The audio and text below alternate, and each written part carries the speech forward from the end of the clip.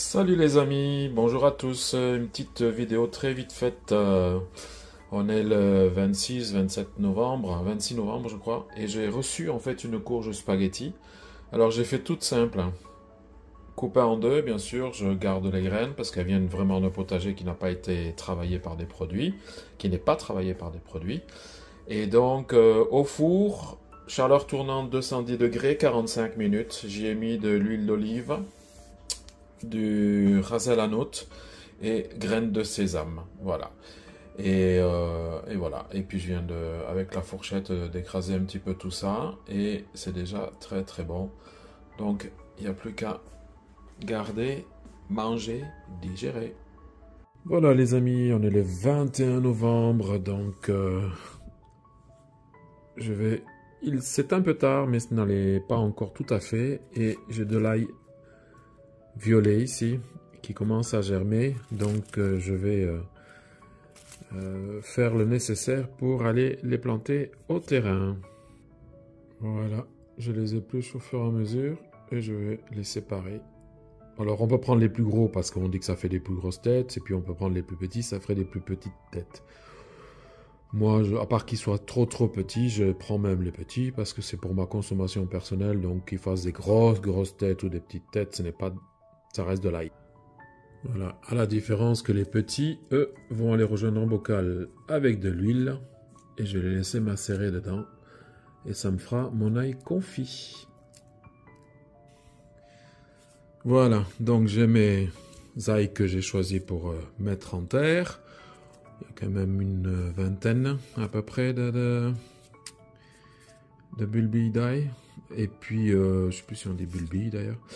Et puis voilà les petits que j'ai gardés de côté pour aller dans l'huile et faire de l'ail confit avec l'huile d'olive. Voilà, de magasins bien connus ici même en Belgique. Alors même s'ils sont petits, je les coupe en deux pour retirer le germe.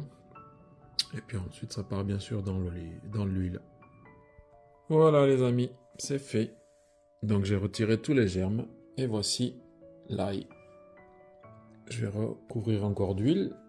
Alors, dans un mois, on va le retrouver. Je vais le laisser macérer à l'abri de la lumière. Je vais rajouter encore un petit peu d'huile. Donc, en enlevant le germe, ça permet d'avoir moins d'amertume.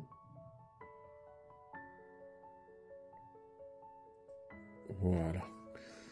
Ça permet d'avoir moins d'amertume. Et puis, on peut mixer aussi.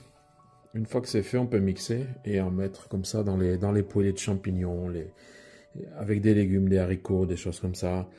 Quand on veut faire un petit potiron spaghetti au four ou un butternut au four, voilà. C'est diffus, c'est agréable et ça mange pas de pain.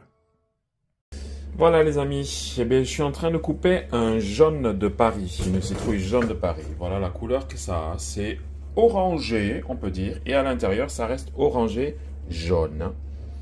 C'est pas un jaune puissant, on le voit ici sur les bords, mais ça reste orangé quand même. Voilà, je m'approche.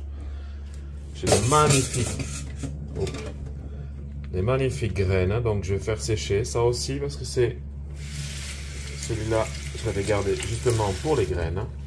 Puis bon, les cheveux d'ange à faire, je peux les mettre dans la soupe ou quoi, il n'y a pas de souci. Alors pour faire une soupe, pour faire celui-là, il faisait 10,6 kg. Pour faire une soupe, pour faire de la purée. Si je m'écoutais, je ferais une purée comme de type aligot. Voilà. Voilà. Elle est un peu sucrée. C'est ce qui fait son goût aussi, son originalité pour la couleur qu'elle a. Et vous voyez, c'est un jaune légèrement orangé. Ça m'appelle certaines tomates bigarrées.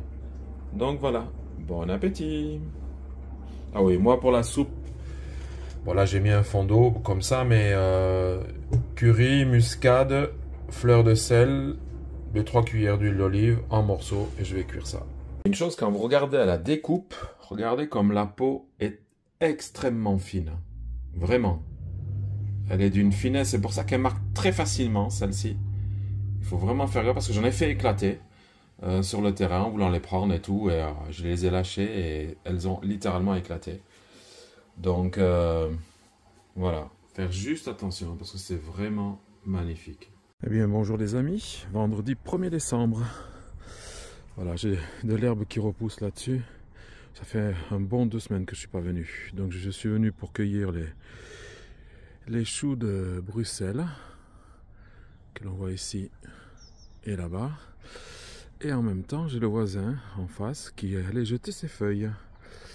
Alors j'ai reçu pas mal de sacs. Et je vais pouvoir, parce que là on prévoit ce week-end et cette semaine du -4, -5 de la neige, et la neige a commencé à tomber.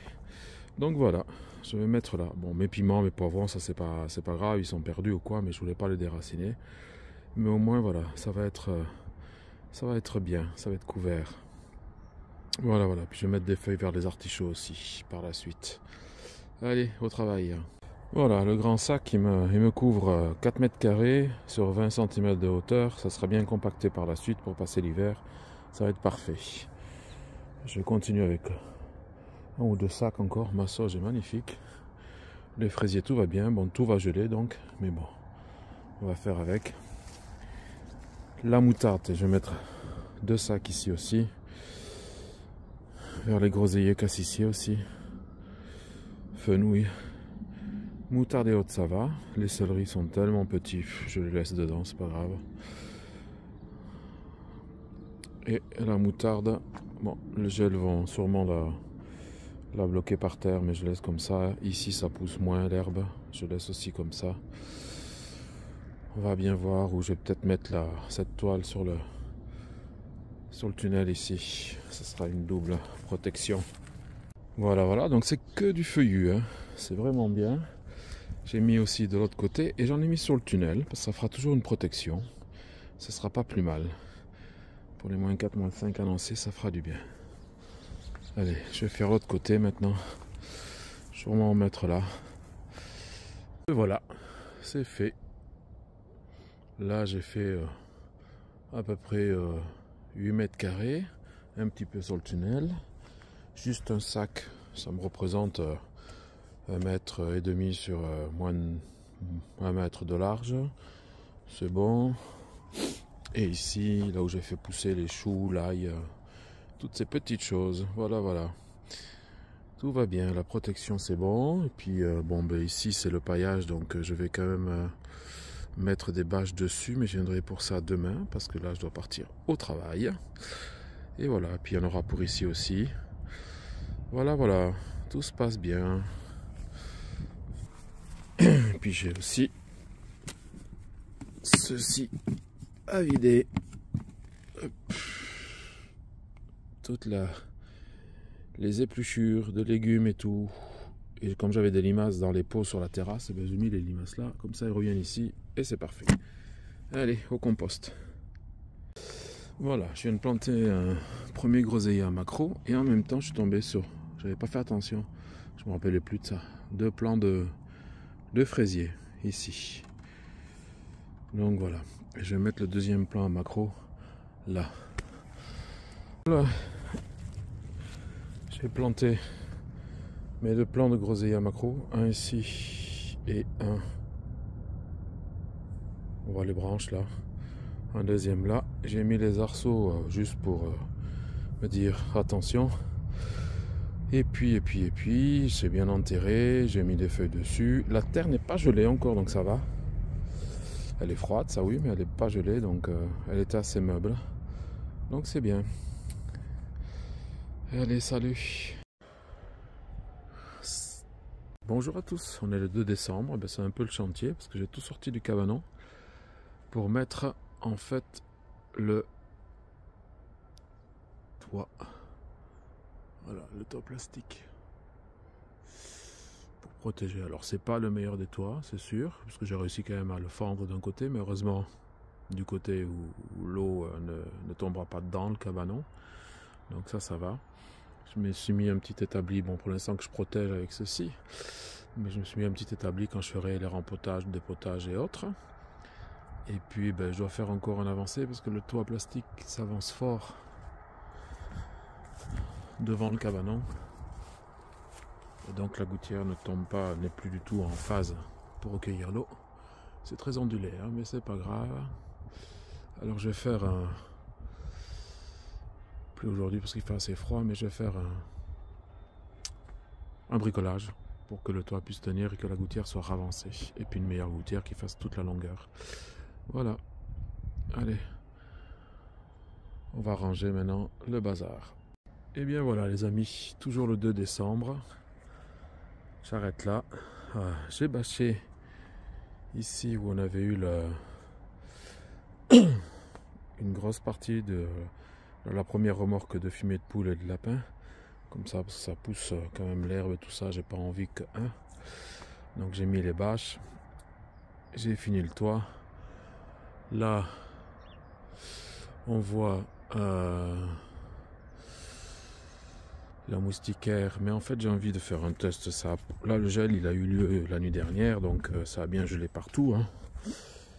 Donc on fait avec. Donc le poivron au dab ils ont pris un coup, mais j'ai mis, c'est pas une protection je le sais, mais j'ai mis quand même la moustiquaire dessus et puis on verra bien. Parce que là, la terre est trop dure, donc je sais plus planter des bambous dans la terre pour mettre une bâche plastique, enfin même les arceaux plastiques. J'y ai pas pensé hier, avant-hier, donc voilà. Mais bon, c'est pas grave. Les choux de Bruxelles, eux, vont bien. J'ai fait une première petite cueillette hier. Bon, mes poireaux sont très verts. J'avais buté un peu, puis pas assez. Donc tant pis, ils partiront à la soupe. C'est pas mauvais, c'est pas perdu. Bon.